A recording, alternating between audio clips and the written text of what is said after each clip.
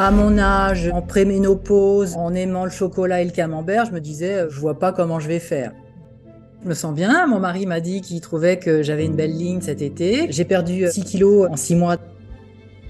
Culpabilité, impression d'avoir foiré les derniers mois au niveau du mindset et de surtout pas avoir demandé d'aide en me disant que j'en avais pas besoin.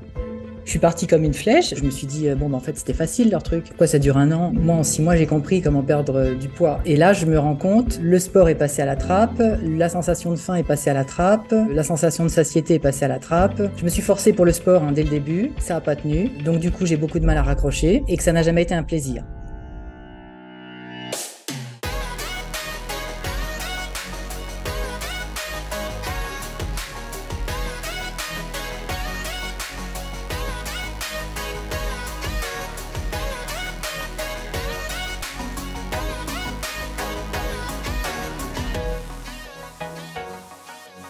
Comment ça va? Ça va? Qu'est-ce qui se passe en toi là? Dis-moi un petit peu. Culpabilité, impression d'avoir foiré les derniers mois au niveau du mindset et de surtout pas avoir demandé d'aide en me disant que j'en avais pas besoin. Or, j'en avais besoin et c'est quand j'ai réécouté un coaching où Elodie a dit, il y en a souvent qui décrochent, surtout les verts d'ailleurs, et on les retrouve des mois après où on les a pas vus en rendez-vous, on les a pas vus en coaching, on les a pas vus en mindset et je me suis dit, oh là, ça me parle, c'est pour moi. Donc, je me suis dit, bon là, il faut que je revienne et que je demande de l'aide. Parce qu'effectivement, je me suis dit, moi j'ai tout compris. Je suis partie comme une flèche. J'ai perdu 6 kilos en 6 mois. Donc je me suis dit, en fait, c'était facile leur truc. Pourquoi ça dure un an? Moi, en 6 mois, j'ai compris comment perdre du poids. Et là, je me rends compte, le sport est passé à la trappe, la sensation de faim est passée à la trappe, la sensation de satiété est passée à la trappe. Voilà, donc j'ai repris un peu de poids, mais ça aurait pu être bien pire. Et en fait, je me suis forcée pour le sport dès le début. Ça a pas tenu. Donc du coup, j'ai beaucoup de mal à raccrocher parce que je me dis, pourquoi? Puisque je peux Ok. perdre du poids sans sport et que ça n'a jamais été un plaisir. J'ai pas de pourquoi fort pour mon sport, du coup j'y arrive pas. Ok. De tout ce que tu viens de me dire, où tu as mis des mots dessus, c'est à quelle valeur pour toi de mettre de la conscience dessus? C'est énorme parce que au bout de 6 mois de coaching, je me disais c'est plié, c'est réglé. Pourquoi ça dure un an leur truc? Moi j'ai tout compris en 6 mois. Alors ça me renvoie à ma propre prétention et mon orgueil énorme qui est que je comprends tout très vite, mieux que tout le monde et qu'il me faut peu de Et temps pour regarde, assimiler plein de trucs. et ça te fait quoi ça? Là, ça me remet un petit peu dans la réalité, qui est que non, je comprends pas tout mieux que tout le monde rapidement. Donc Ouais, ça ouais. te remet dans la réalité et en même temps ça t'a fait quoi de le réussir en 6 mois, de perdre des kilos en 6 mois? Ça a fait voler en éclat toutes mes certitudes au niveau à la ménopause, c'est normal que voilà. Donc oui, bien sûr, bien sûr, je suis vachement contente d'avoir fait voler ça en éclat, bien sûr. Et combien t'as perdu de poids? 6 kilos, un par mois. Un par mois. Tu te sens bien dans ton corps? Oui, oui, oui, oui, je me sens bien. Mon mari m'a dit qu'il trouvait que j'avais une belle ligne cet été. Comment tu te sentais émotionnellement? Je me disais, mais c'est super facile. Je fais ce que je veux, quoi. C'est super facile, je fais ce que je veux. Donc, tu passes d'un côté de c'est impossible, comment tu veux que Bien je sûr. fasse, à un côté roi du monde. Oui, C'est oui. easy, je fais ce que je veux avec mon corps. À te dire pourquoi c'est 12 mois, moi en 6 mois c'est bouclé. Mais oui. Et là, du coup, qu'est-ce qui se passe? Eh ben, on repart d'un côté. Oh, j'y arrive pas, le mindset, j'ai tout oublié, qu'est-ce qui se passe? Oh là là. Et le fait de voir que t'es dans un extrême, puis après que t'es dans l'autre, et que là, Ouais. tu commences à revenir dans un extrême. Qu'est-ce que ça te fait?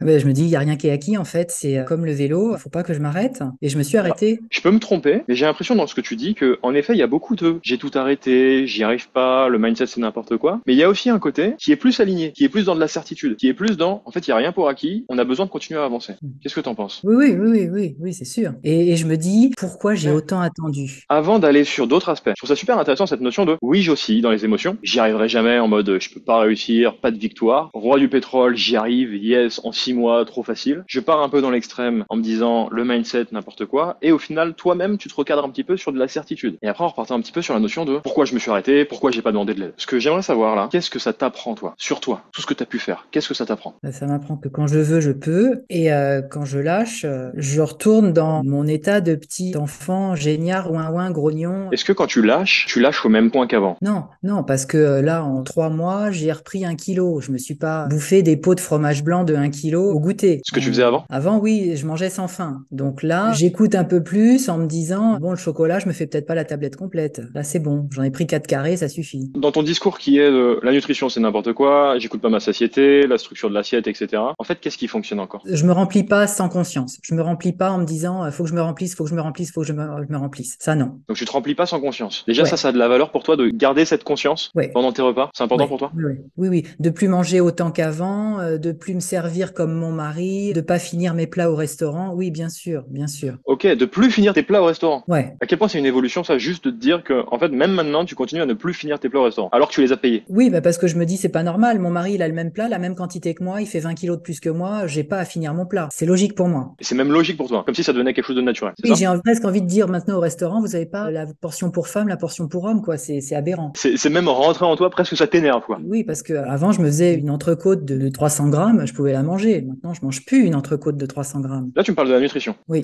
Parle-moi de ton sport. Même si t'en fais pas, qu'est-ce que t'as gardé encore et qu'est-ce qui a évolué depuis avant le coaching? Je peux me dire parfois, allez, je fais 10 squats en conscience, c'est-à-dire très au ralenti en étant dans mes ressentis et au bout de 5, déjà, ça brûle. Et au bout de 10, j'arrête et je peux avoir des légères courbatures le lendemain. Donc ça, ce serait mon minimum. Donc, ça, c'est ce que tu peux faire aujourd'hui, c'est ça? Ouais.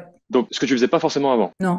Et en plus, tu me parles du pourquoi, dans la notion où tu es en train d'essayer de faire en sorte de lier ton activité physique avec ta vocation, ta mission, avec ce que tu as envie de réaliser. Maintenant, comment ça évolue au niveau de ton état d'esprit? Il y a toujours en fond Alors, le il y a le sport. fond, je veux vraiment que tu te focuses sur la partie de qu'est-ce qui a évolué. D'accord, d'accord. Qu'est-ce qui a évolué depuis avant le coaching? J'aime bien la sensation d'avoir des légères courbatures. Ça a évolué dans quel sens? Ah ben avant, j'y serais pas allé pour les avoir, les courbatures. Donc avant, tu serais pas allé. Si je comprends bien, ça veut dire que le fait de souffrir un petit peu avec le sport, Un petit peu, voilà. petit 30 peu. minutes de sport, c'est trop pour moi. 30 minutes c'est trop, mais le souffrir un petit peu avec le sport, c'est quelque chose Ouais. qui est devenu ok et même t'aimes bien. Ouais, ouais, je me dis quand je monte l'escalier, quand je dis ah ça fait un peu mal, c'est chouette. Je suis peut-être plus capable de me regarder, c'est-à-dire je fais un pas de côté, je me regarde, je sors de mon corps, je me regarde en train de faire et je me dis ouais tu sais que c'est pourri, penser comme ça, de faire comme ça, de manger comme ça et de pas faire de sport, tu le sais que c'est pourri au fond. Ça te fait quoi de réussir à prendre ce pas de recul comme tu m'as dit? Ben en fait je parle à la partie de moi qui est en résistance et je lui dis bon tu sais que c'est pourri, quand est-ce que tu fais autrement quoi? J'en suis persuadé que si on prenait encore plus de temps à aller voir tes victoires et ce qui a évolué, on pourrait aller voir encore plein de choses. Ben, c'est possible. Et c'est possible, J'ai bravo. j'ai un accompagnement pro en ce moment, donc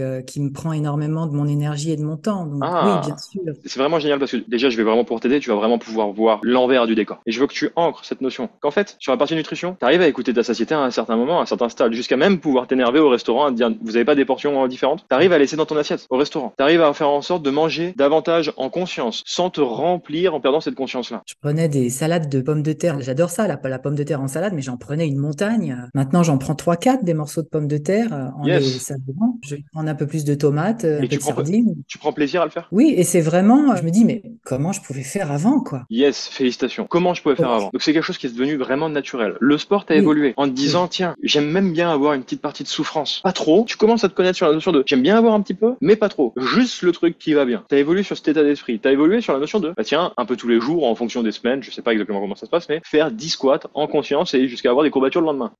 T'as évolué sur ton état d'esprit, à réussir à prendre un pas de recul. Et ce pas de recul, j'imagine que t'arrives à le prendre sur plein d'aspects de ta vie, et pas que sur toi. Ah bah oui, puis même depuis que j'ai demandé le coaching mindset, il y a déjà des choses qui ont bougé depuis que j'ai demandé le rendez-vous pour le coaching mindset. Déjà, si tu t'arrêtes sur ça, le fait que, admettons, on s'arrête maintenant, qu'est-ce que ça te fait de voir qu'en fait, t'as pas tout perdu et qu'il y a déjà plein de choses qui sont encore là? Qu'est-ce que ça te fait? Ah oui, c'est sûr. Moi, j'ai appris un truc dans mon corps, une compétence que je garde à vie. Donc, c'est inestimable, bien sûr. Yes! Et ça te fait quoi de mettre des mots dessus maintenant, là? Ah mais je regrette rien du tout, c'est super.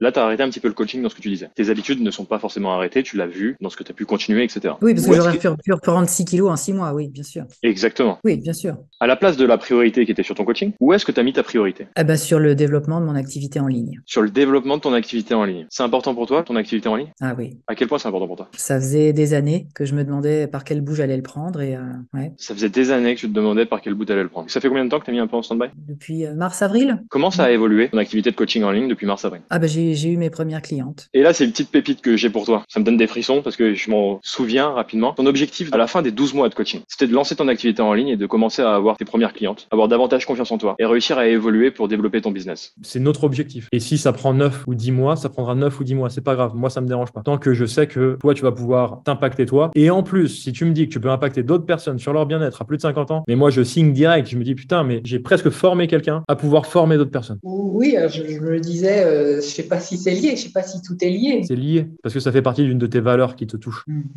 C'est forcément lié à ton bien-être. Oui, oui. Et moi, je sais que ma niche, en tout cas, moi, j'aimerais effectivement impacter les femmes de plus de 50 ans. Ça fait pas 12 mois que tu es dans le coaching et tu l'as déjà fait. Tu as mis ta priorité là où tu avais besoin. Comme au début de ton coaching, tu as mis cette priorité sur toi. Sur toi, ça a avancé. Tu es allé voir ta priorité sur autre chose. Ça a avancé également. Et là, tu es en train de comprendre que maintenant, ta priorité, maintenant que tu vois que ça fonctionne et que tu arrives à avoir tes premières clientes, que ta priorité, elle est de réussir à trouver ton équilibre dedans.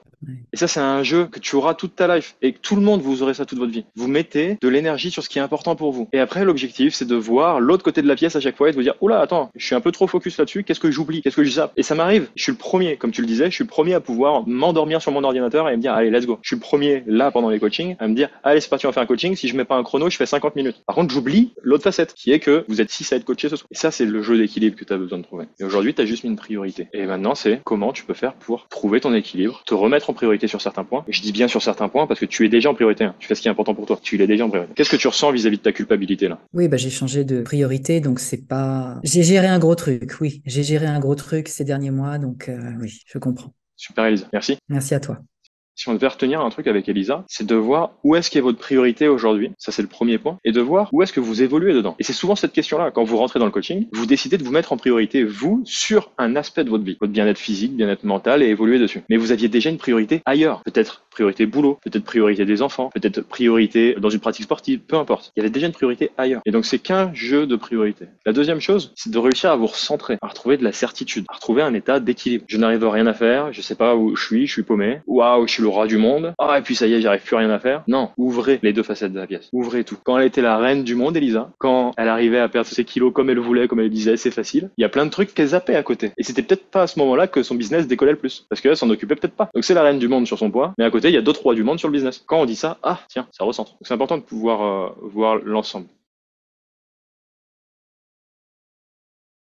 En fait, moi, ça me fait sortir de mes angoisses, de ma tête, de mon appréhension pour le futur et de me rappeler que, en fait, tout ça, c'est un jeu et qu'on a vachement de la chance. Moi, je trouve de vous avoir choisi et je me dis, enjoy the process, quoi. Fais confiance, kiffe le processus. C'est un truc en cours. On est dedans, on avance et on reste focus sur, à chaque jour suffit sa peine et chaque jour on avance. Voilà. Mais tellement, franchement, c'est pas trop cool de se dire, enjoy the process, la vie est un jeu. Ouais. C'est un putain de jeu, c'est un putain de jeu. T'as envie de défoncer des cookies, bah vas-y, je vais défoncer mes cookies. Pourquoi je défoncerais pas mes cookies? J'ai envie de le faire, je vais le faire, et puis fuck. Et puis en effet, je suis pas dedans à ce moment-là, mais je suis pas à mon meilleur niveau tout le temps. Et c'est un jeu, comment je peux faire pour devenir meilleur, comment je peux faire pour évoluer. Mais tout ça, parce que je suis là pour kiffer, quoi. Je suis là pour aller vivre une vie qui m'inspire. Et la personne qui m'inspire, c'est pas la personne qui dit non à des cookies. La personne qui m'inspire, c'est une personne qui dit oui à des cookies, qui va s'entraîner et qui kiffe. Donc pourquoi je le ferais pas dès maintenant, en fait? Faut réfléchir, ça aussi. Hein. On va tous se jeter sur une boîte de cookies.